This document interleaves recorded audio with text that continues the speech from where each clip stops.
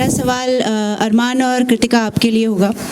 ये आपने कहा, आपने डिसीजन लिया, हमारे तीन जो आपने फैसला लिया, ये आपकी पर्सनल लाइफ थी, लेकिन आप इस वक्त पब्लिक प्लेटफॉर्म पर हैं। बहुत कुछ चीज़ें हो चुकी हैं, बहुत कुछ ऐसा हो चुका है जो नहीं होना चाहिए था। पायल जब पहले हफ्ते में एविक्ट होकर चली गई तो आपने कहा अच्छा है, मतलब बच्चों को संभालने के लिए कोई मिल जाएगा। बहुत ज़्यादा आप दुखी नहीं लग रहे थे उनके जाने से।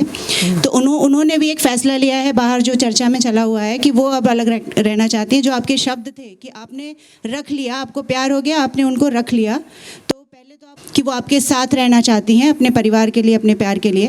पहले तो उस शब्द पे मुझे जवाब दीजिए कि आप कौन है उन्हें रखने वाले। और दूसरी बात ये है कि बाहर निकल के अब आप उन्हें रख पाएंगे या कृतिका को सेलेक्ट करेंगे? मैं आपको बता देता हूँ, तो ऐसा ज़मीन पे ऐसा कोई रिश्ता नहीं है। और दूसरी बात, मुझे लगता है कि भगवान भी नीचे आ जाएगा तो हमारा रिश्ता ख़राब नहीं होगा। दूसरी बात आपकी बड़ी कर देता हूँ, ज़बान कभी कभी क्या होता है ना, फिसल जाती है, और वो मेरे घर वालों के लिए फिसली है, किसी और के लिए नहीं फिसली। तो मेरे घर वाले वो अपने अच्छे से संभाल लेंगे उन चीज़ों को। और आप ये कह रहे हैं कि बाहर वो चीज़ें बहुत सारी फैल गई हैं, कुछ भी फैल गई, जब हम बाहर पैर रखेंगे दोबारा आपको एक साथ दिखेंगे। जी, जो आपका परिवार है, उसी परिवार के एक सदस्य ने इस पे कहा है, जो आपकी अर्धांगिनी है, उन्होंने कहा है कि वो नहीं रहना चाहती हैं। तो उस पे कृतिका आप क्या स्टैंड लोगे?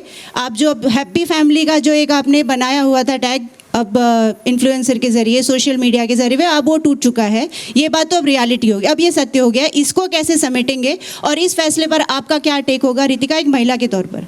देखो, अभी तक चीज़ें मेरे सामने नहीं आई है, आप मुझे बता रहे हैं। जब चीज़ें मेरे सामने आएंगी तब की तब देखूंगी। और बाकी मुझे पूरा विश्वास है पायल पे भी, अरमान जी पे भी और मुझ पे भी। तो मुझे पता है ये जो चीज़ें ऑलरेडी हमारी एक बार ख़राब हो चुकी थी, दोबारा ख़राब कभी भी नहीं होएंगी।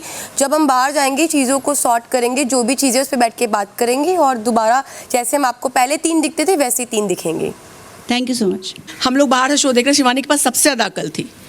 आप बहुत डम नज़र आ रही हैं। उसका रीज़न एक ये भी है कि कोई आपको कुछ कह देता है, आप कैलकुलेशन बिगड़ ना जाए इस वजह से मन ही मन सोचती है पर जवाब नहीं दे पाती। जैसे रणवीर आपको अगर कुछ कह देते हैं, शट अप या कुछ कहते हैं, आप जवाब देना चाहती हैं मगर आप जवाब नहीं दे पाती कि ये इक्वेशन कहीं बिगड़ ना जाए, अरमान से भी रिश्ता बिगड़ ना जाए, ये जो हमने बैलेंस बना रखा है वो बैलेंस ना बिगड़ जाए, और इसलिए आप डम नजर आ रही हैं। इस पे आपका क्या कहना है? तो सबसे पहले तो मैं ये बोलूँगी कि शिवानी को, जब मैं बोल रही थी कि उसे कुछ समझ नहीं आता, जब भी कोई टास्क होता है, कोई नॉमिनेशन होती है, कुछ भी बात होती है, शिवानी बोलती है मुझे समझ नहीं आया। और बात रही मेरी कि आप रणबीर जी से बोले, रणबीर जी मेरे बड़े हैं, मैं उनको जवाब इसलिए नहीं देती क्योंकि मैं बाहर भी ऐसी हूँ। और जिस शो में मैं हूँ ना, बिग बॉस में, यहाँ पे आपको रियल दिखना है, मैं बाहर भी ऐसी हूँ। अगर कोई मुझसे बड़ा, मेरी बड़ी बहन हो गई, बड़ा भाई हो गया, अगर मुझे कोई चीज़ समझा रहे हैं ना, तो मुझे लगता है शायद वो मेरे भले के लिए समझा रहे हैं। तो मैं रणबीर जी की रिस्पेक्ट करती हूँ, वो इधर भी करती हूँ और बाहर भी करती रहूँगी। और बाकी जो बात आप की कह रहे हो कि डम मैं लोगों को जवाब नहीं देती, मुझे लगता है जिसको जवाब देना है मैं उसको अच्छे से जवाब देती हूँ,